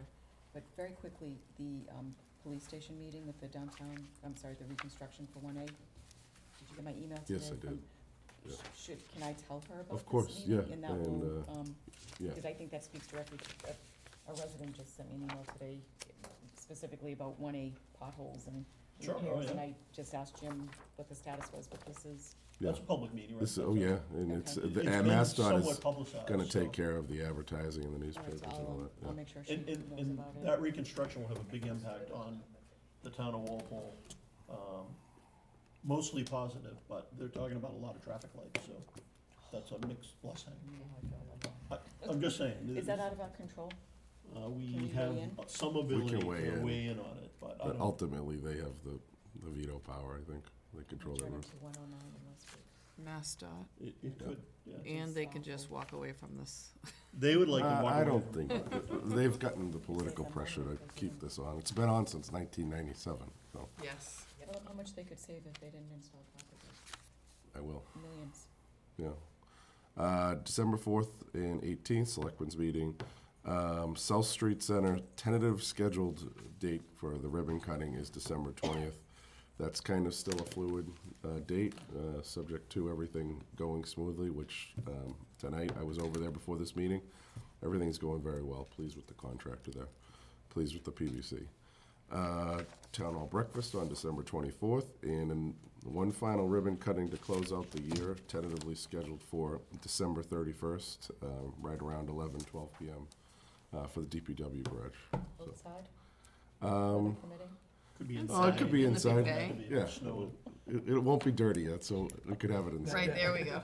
I think it's a great thing that, through your leadership, through the Board of Selectmen, that we've been able to open 4 new buildings in 1 year. I don't think any other towns can claim that. It's quite an accomplishment, so. Is that on your little wall of? No, we're squeezing it in, town as you can tell. administrator checkoffs? I'm proud of it. I got 4 buildings. We'll be out there at 11:59 PM. Right, About right 31. before the ball drops. Get And- out here with the scissors. Just a note about New Pond Village, they're having a walkthrough, if you guys are interested, for the new community I'll go with planning it. Yeah, director. I'm interested in that one. I couldn't make the last one they did. And check with me before, because Mike said he had a conflict, he was trying to get Okay, moved on. whenever it gets Yeah. rescheduled. Ann and I did it this summer. I would and love to do I it. thought I it was can't, real but it nice. was really, really interesting. Yeah. It's, it makes you want to live in there. The apartments are really big. Yeah, Or homey. condos, I'm not yeah. sure, they're very nice, they Yeah. have the balconies. Well, Yeah. some of us, it makes some of us want to live in there, maybe not everybody. That's it for me, thank you. So I did want to mention one thing. Super Sales was not on the agenda tonight, just because nothing had changed from a board status point of view in Walpole. I know they're working on a bunch of stuff, so I am gonna schedule Super Sales on next week's agenda for next Tuesday. So, Melissa, if you wanna check in with Cindy, she can give you an approximate time, sometime later this week, so. And I just would request, can you actually, I know they're public meetings anyway, but can you add the Board of Selectmen to the November 27th meeting? For And, posting? yes, Oh, yeah. you know, to all of those ones on Covering that this with night. our I just think, because that way, Are you gonna take any votes? no, but I feel like, I don't think we're gonna weigh in as selectmen in any way. all right, I You just, don't, that's the only time you need to post. I mean, because that one though is gonna have Mass Dot there though, right? Are they there? They're gonna be there, and so is the project engineer for that one too. Yeah, I mean, Just to cover them in case they Okay. have Yeah. a discussion. especially just because it's Matt Stott. Really only if you're gonna take vote or take any kind of action, you're required to do so. But if you it's want to. posted, we can actually open and we can if we wanted, you know? You'd have to say what it is you'd be voting on. Does it limit, will it limit up? I'm not You know sure. what I mean? All right, that's fine, don't, Whatever. that's all right. Yeah. No, that's what I was thinking of. She- We'd have to say ahead of time what we think we would be there to Right, do. exactly, And I'm probably gonna try to catch a little bit of both meetings. yeah. Okay. And may ask some questions. And I definitely wanna see the plans, hopefully, to have the boards up with the one-A reconstruction. And Yes, I've seen the like, you remember plans. they did that a year or so Yeah. ago? They had, They're gonna have the giant Big boards. boards. yeah. And hopefully they're a little further along than they were last time, so. Hopefully. You all got the invite I sent you today from Siemens? That Yeah. emailed you? Yep. Oh, I didn't know, see it yet. It's December 4th. You just gave me that, I forgot to add that on there. I responded to them, so I am gonna go. I won't be able to go. Is it during the day? Yeah, it's Yeah. 10 a.m. Yep, I won't be It's a able to quick go. one, quick meeting. I will be lost. Can we accept the minutes of, Yes, I'll make a motion to accept the minutes from October 1st, 2018. I'll second that. All in favor, please say aye. Aye. I'll make a motion to accept the minutes from October 9th, 2018. I'll second that. All in favor, please say aye. Aye. I'll make a motion to accept and not release the executive session minutes of October 9th, 2018. I'll second that. All in favor, please say aye. And that's it. Any final comments? I'll make a motion to say goodbye. I'll second that. All in favor, please say aye. Aye. Thank you, everybody.